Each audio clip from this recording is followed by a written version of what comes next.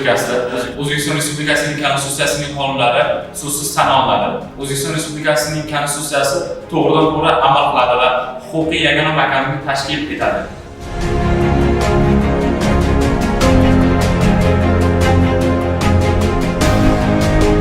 Insonning huquq va erkinliklarini ta'minlash davlatning oliy maqsadidir. Har kim ta'lim olish huquqiga ega.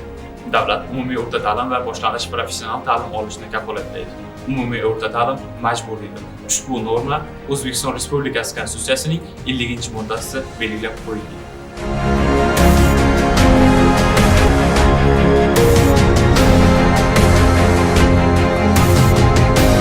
Fuqarolar O'zbekiston xalqining tarixiy, ma'naviy, madaniy, ilmiy va tabiiy merosini asrab avaylashlari shartdir.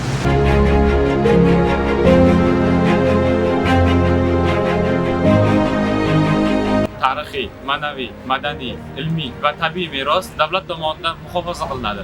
Ushbu normalar O'zbekiston Respublikasi Konstitutsiyasining 61-moddasida belgilab qo'yilgan.